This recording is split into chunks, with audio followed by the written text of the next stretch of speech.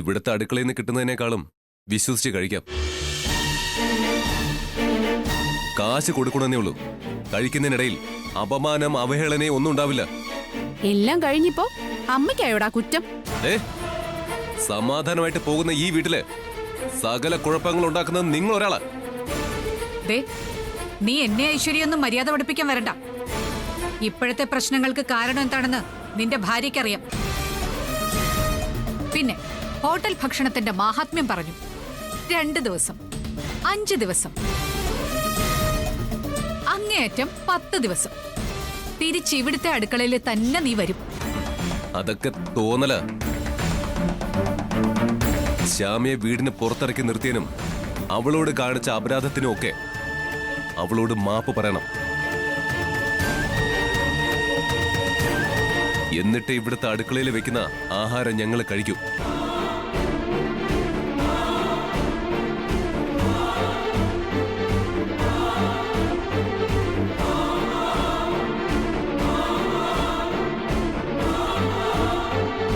അവളുടെ തലയണ മന്ത്രത്തിന്റെ ഒരു ശക്തി.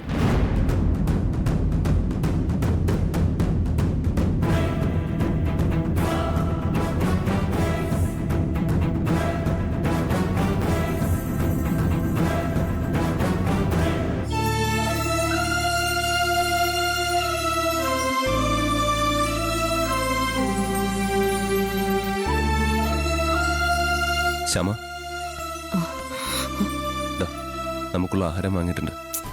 സർ, ഒന്നും വേണ്ടായിരുന്നു. അമ്മയ്ക്ക് എന്നോട് കൂടുതൽ ദേഷ്യാവേ ഉള്ളൂ. ഇതൊന്നും വേണ്ട. ആരുടെ ദേഷ്യവും എനിക്ക് പ്രശ്നമല്ല.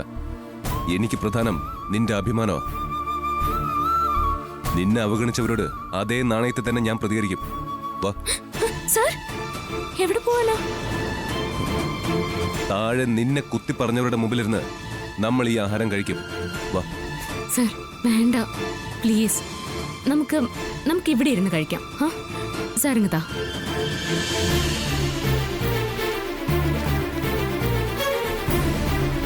ഇവിടെ ഇരുന്നല്ല, അവിടെ താഴെ എല്ലാവരുടെ മുമ്പിലിരുന്ന നമ്മൾ കഴിക്കാൻ പോകുന്നേ. വാ. സർ, വരാനാ പറഞ്ഞേ.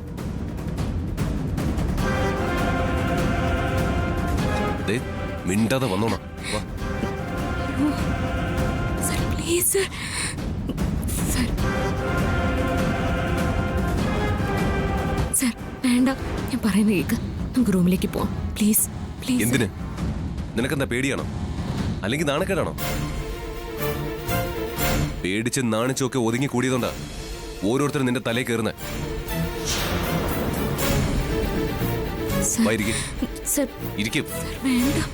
ഇരിക്കാനല്ലേ പറഞ്ഞേ. ഇരിക്കും.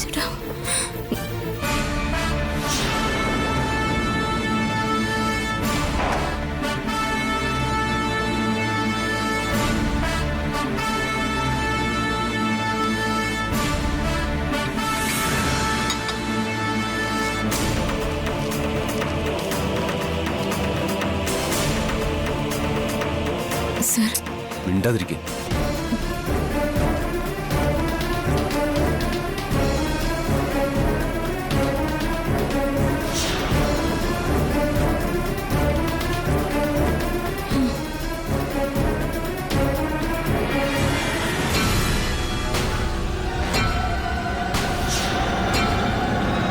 സർ, നമുക്ക് ശ്യാമ ഒന്നും മിണ്ടാതിരിക്കേ.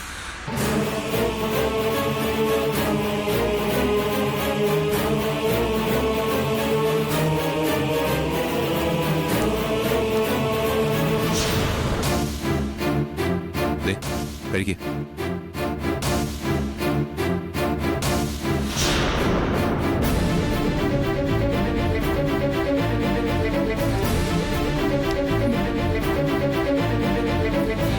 അല്ലെങ്കിൽ വേണ്ട, ഞാൻ തന്നെ വരുത്തരാം.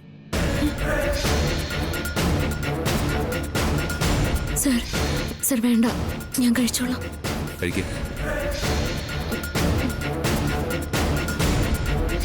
സർ, പ്ലീസ്, സാർ കഴിക്കും. ഞാൻ കഴിച്ചോളാം.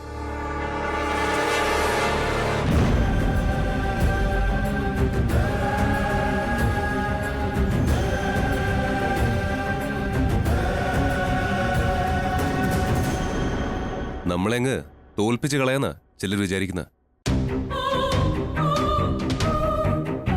പ്രശ്നങ്ങൾ വരുമ്പോ നമ്മൾ തമ്മിൽ അങ്ങ് പിരിയും. പിന്നെ കാര്യങ്ങള് അവര് മനസ്സിൽ കാണും പോലെയൊക്കെ നടക്കും. അതിനൊക്കെ നമുക്ക് ഒറ്റ മനസ്സാണെന്നും ഒറ്റ കെട്ടാണെന്നും അവരറിയുന്നില്ല.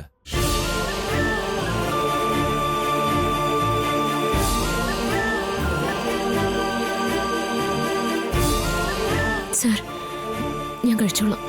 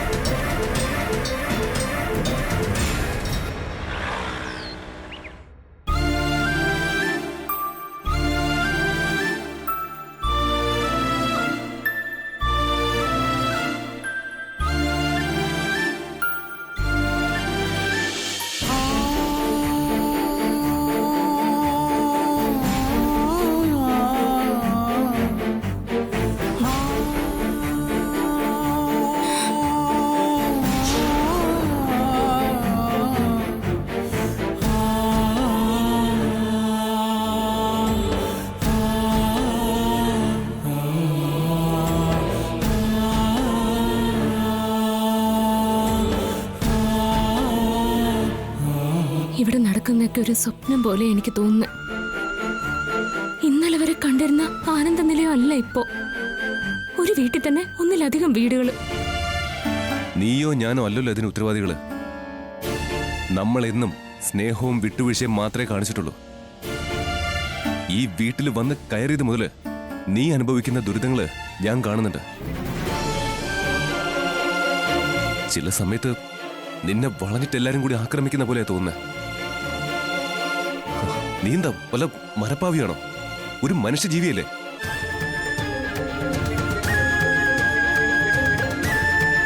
നിന്നെ ആരുടെ മുമ്പിലും തോൽക്കാൻ ഞാൻ സമ്മതിക്കില്ല. ആരും അങ്ങനെ നിന്നെ ഭരിക്കുകയും വേണ്ട.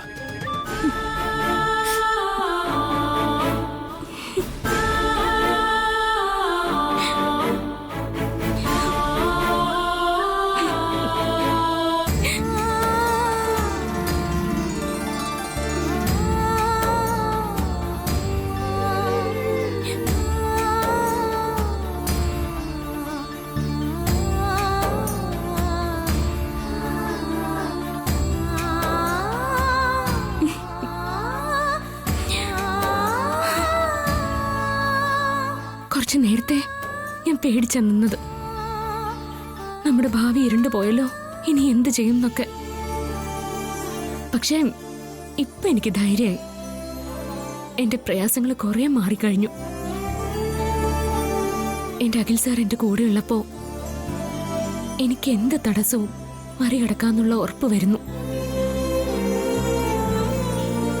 ഒരു സാഹചര്യത്തിലും നീ പട്ടിണി കിടക്കേണ്ടി വരില്ല. അതെന്റെ വാക്കാ. അങ്ങനെ ഒരു വാക്ക് എനിക്ക് വേണ്ട സാർ. സാറ് പട്ടിണി ഇരുന്നിട്ടാണെങ്കിലും എന്നെ വിശപ്പറിയിക്കില്ലെന്നല്ലേ സാർ ഉദ്ദേശിച്ച്? പട്ടിണിയാണെങ്കിൽ രണ്ടുപേരും പട്ടിണി. അതാ ഞാൻ പറയുന്നത്.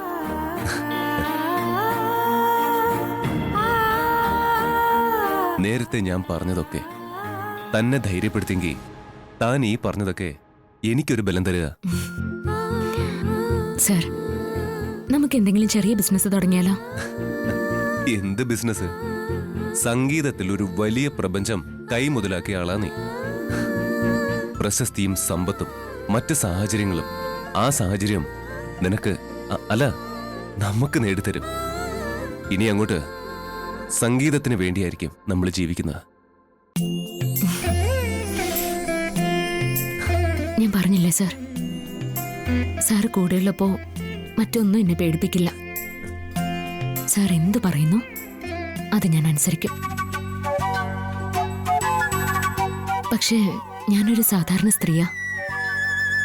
ചില സമയത്ത് ഞാൻ തകർന്നു പോവും, സങ്കടവും വരും. അപ്പോ എന്നെ ഒന്ന് ചേർത്ത് പിടിച്ചാൽ മാത്രം മതി. താൻ ഇറങ്ങ. എങ്ങോട്ടാ സാർ? നമ്മള് ശശികുമാർ സാറിനെ കാണാൻ പോകുന്നു. എത്ര കഷ്ടപ്പെട്ടിട്ടാണെങ്കിലും സംഗീതത്തിൽ തന്നെ ഏറ്റവും മുകളിലെത്തിക്കണം. ശശികുമാർ സാറിനോട് കുറെ കാര്യങ്ങൾ സംസാരിക്കണം. താൻ വാ.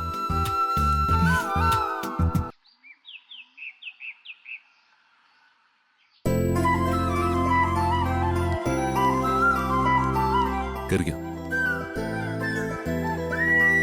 നിക്ക്.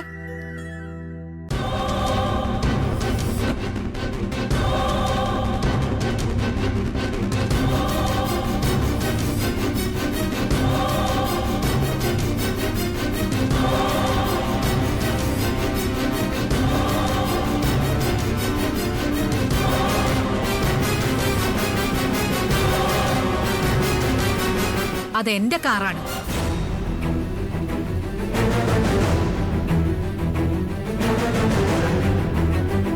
കമ്പനിയിലെ ജോലിയും മറ്റവകാശങ്ങളും എല്ലാം എഴുതി ഒപ്പിട്ട് അവസാനിപ്പിച്ചതല്ലേ നീ? ഈ കാറിന്റെ രജിസ്റ്റേർഡ് ഓണർ ഞാനാ. നിനക്ക് ഞാനിത് ഉപയോഗിക്കാൻ തരാം, എന്റെ ഒരു ഔദാര്യം. പക്ഷേ എനിക്കിഷ്ടമില്ലാത്തവരെ ഇതിനകത്ത് കയറ്റരുത്.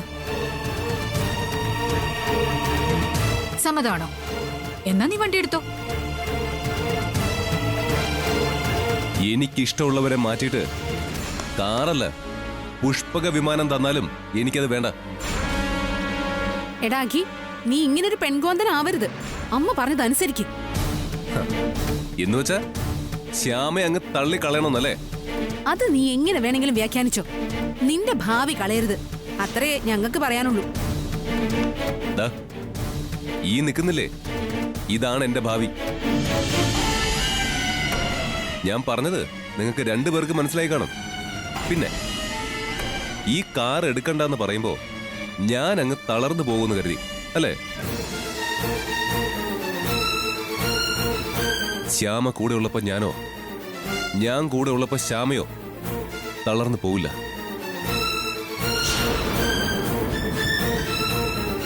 ശ്യാമ വാ, നമ്മുടെ കാശുകൊണ്ട് വാങ്ങിയ ഈ സ്കൂട്ടർ നമുക്ക് ഉപയോഗിക്കാം. താൻ വണ്ടി എടുക്ക. താൻ തന്നെ ഓടിക്കണം. ഹോ, അവളെ പൊക്കിങ് രാജകുമാരിയാക്ക്. ഐശ്വര്യ എടുത്തി.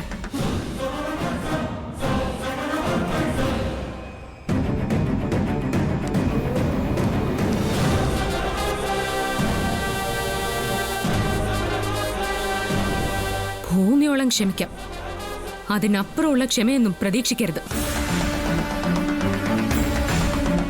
ഒരുപാട് സഹിക്കുന്നു. പിന്നെ കാറിലിരുന്ന് യാത്ര ചെയ്യുന്ന സ്വപ്നം കണ്ടല്ല ഞാൻ അഖിൽ സാറിന്റെ ജീവിതത്തിലേക്ക് വന്നത്.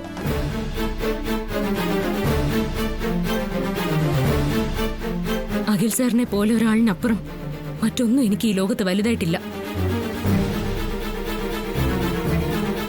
ഐശ്വര്യ അടുത്ത് ഇനി സംസാരിക്കരുത്. ഞാൻ സംസാരിക്കരുത്.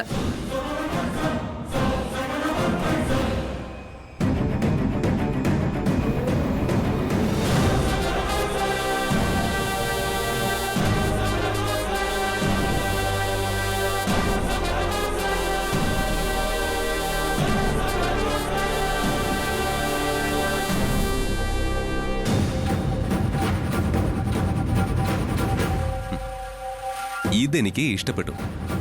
ഇങ്ങനെ പ്രതികരിച്ച് നോക്ക്, പലരും പത്തി താഴ്ത്തുന്നത് കാണാം. ഇതൊക്കെ എന്താ?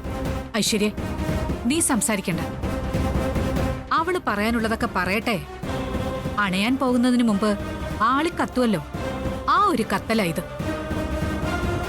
സർ പോവാം. സാർ കയറിക്കോ. സാർ പറഞ്ഞതുപോലെ ഞാൻ തന്നെ വണ്ടി എടുത്തോളാം.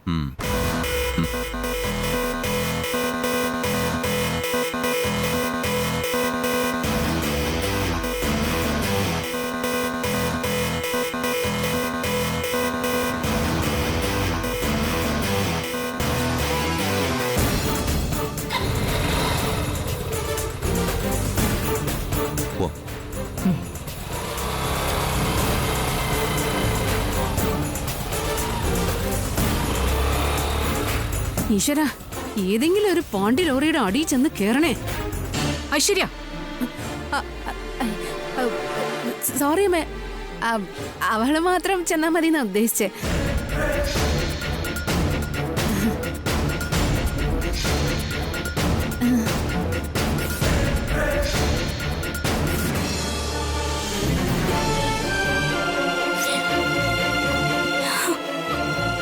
താനെന്തിനാ കരയുന്നേ?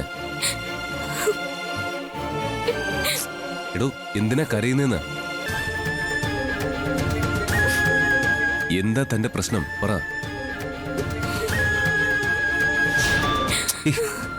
എന്താ കാര്യം? അമ്മ കാർ എടുക്കാൻ സമ്മതിക്കാത്തതുകൊണ്ടാണോ? എടോ, കാറിൽ വരാത്തത് നന്നായി. നമുക്ക് സ്കൂട്ടറില് കുറച്ചുകൂടി ചേർന്നിരുന്ന് വരാൻ പറ്റിയില്ലേ? കാറിലായിരുന്നെങ്കിൽ ഇങ്ങനെ അടുപ്പം കിട്ടുമായിരുന്നോ? എടോ, അങ്ങനെ ഒന്ന് ചിന്തിക്കടോ. നമ്മളെ തമ്മിൽ പിരിക്കാൻ നോക്കുന്നവർ അറിയുന്നില്ല നമ്മൾ കൂടുതൽ കൂടുതൽ അടുത്തുകൊണ്ടിരിക്കുകയാണെന്ന്. നമ്മളല്ല, അവരാണ് തോറ്റുകൊണ്ടിരിക്കുന്നതെന്ന്. ഞാനൊരു കാര്യം ചോദിച്ചാൽ സാറിന് ദേഷ്യം തോന്നരുത്. എന്താ? ഞാനില്ലാതെ സാർ ഒറ്റയ്ക്ക് ആ വീട്ടിൽ പോകണമെന്നാ അമ്മയുടെ ആഗ്രഹം. അങ്ങനെയാണെങ്കിൽ ഞാൻ കുറച്ചു ദിവസം എന്റെ വീട്ടിൽ ചെന്ന് നിൽക്കാം. എന്നിട്ട്? അല്ല, സാറിനെ തനിച്ച് കിട്ടുമ്പോ അമ്മയ്ക്ക് സാറിനോട് പല കാര്യങ്ങളും തുറന്ന് സംസാരിക്കാൻ പറ്റുമല്ലോ. എന്നെക്കുറിച്ചും കുടുംബകാര്യങ്ങളെക്കുറിച്ചും. ശരി, തന്നെ കുറിച്ചും കുടുംബകാര്യങ്ങളെക്കുറിച്ചും ഒക്കെ തുറന്ന് സംസാരിക്കുന്നു. എന്നിട്ട്? എടോ, തനിക്ക് തന്റെ വീട്ടിൽ ചെന്ന് നിൽക്കണമെന്നുണ്ടെങ്കിൽ താൻ പൊക്കോ.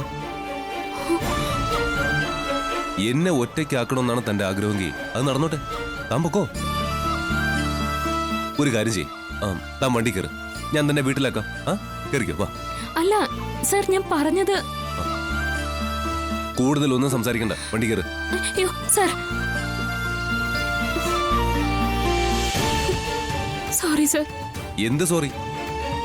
അഖിലും ശ്യാമയെന്ന് വെച്ചാ ഒന്നായിട്ടാ ഞാൻ കരുതിയിരിക്കുന്ന. നീ ഞാനും രണ്ടായി കരുതിയിട്ടില്ല. അമ്മ നിന്നെ വെറുത്ത അത് എന്നെയും കൂടി വെറുത്തതായിട്ടേ ഞാൻ ചിന്തിക്കൂ. ഞാൻ ഓരോ സമയത്തും പ്രതികരിക്കുന്നതേ നിന്നെ സന്തോഷിപ്പിക്കാനോ നിനക്ക് വേണ്ടി വാദിക്കാനോ അല്ല. അതൊക്കെ ഞാൻ എനിക്ക് വേണ്ടിയാ ചെയ്യുന്നത്. സാർ, സാർ, സാർ, ക്ഷമിക്കണം. എനിക്കറിയാം, പെട്ടെന്നുള്ള സങ്കടത്തിൽ ഞാൻ പറഞ്ഞു പോയതാ. നമ്മളൊന്നാ. എന്നെ കുറിച്ച് പറഞ്ഞാലും സാറിനെ കുറിച്ച് പറഞ്ഞാലും അത് നമ്മളെ രണ്ടുപേരെയും പറയുന്ന പോലെയാ. എടോ, താൻ അനുഭവിക്കുന്ന മാനസിക സമ്മർദ്ദം എനിക്കറിയാം. ഇതിന്റെയൊക്കെ വാശി താൻ തീർക്കേണ്ടത് എവിടെയാണെന്നറിയോ? സംഗീതത്തില്. താൻ സംഗീതത്തിൽ മാത്രം ശ്രദ്ധിക്കുക. താൻ വാ, സാറിനെ കാണാൻ നമ്മൾ ചെല്ലാന്ന് പറഞ്ഞ സമയം കഴിഞ്ഞു. വേഗമോ.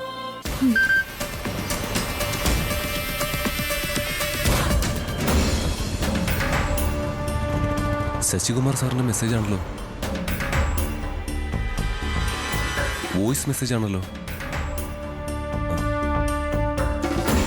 ഹലോ അഖിൽ, വളരെ വിഷമത്തോടെ ഒരു കാര്യം ഞാൻ നിങ്ങളെ അറിയിക്കുന്നു. ശ്യാമയ്ക്ക് സംഗീത ക്ലാസ് എടുക്കാൻ എനിക്ക് ബുദ്ധിമുട്ടാണ്.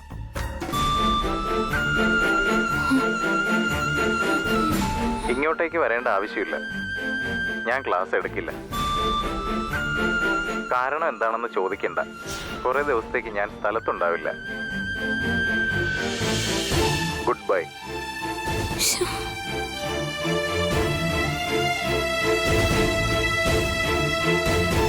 അല്ല, അദ്ദേഹം അങ്ങനെ പറഞ്ഞാൽ പറ്റില്ലല്ലോ.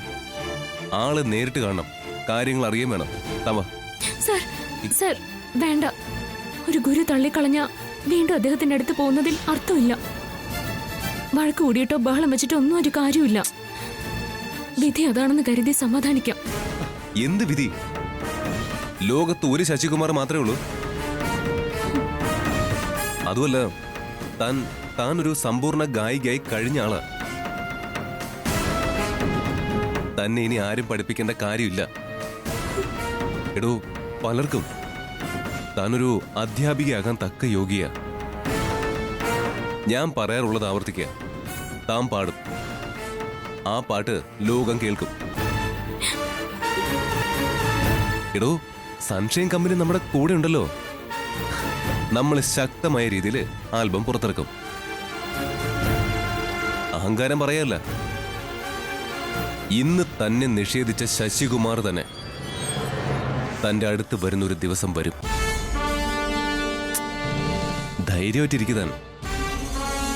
നമ്മളെ തളർത്താൻ ആർക്കും സാധിക്കില്ല. എന്നാലും എന്തായിരിക്കും ശശികുമാർ സാർ പിന്മാറാൻ കാരണം? ജഗന്നാഥൻ. ഉറപ്പാ, ജഗന്നാഥൻ ഭീഷണിപ്പെടുത്തിയിട്ടുണ്ടോ? അമ്മ നമ്മളെ തോൽപ്പിക്കാൻ നോക്കുന്നതിലും വലുതല്ലടോ ജഗന്നാഥൻ തോൽപ്പിക്കാൻ ശ്രമിക്കുന്നത്.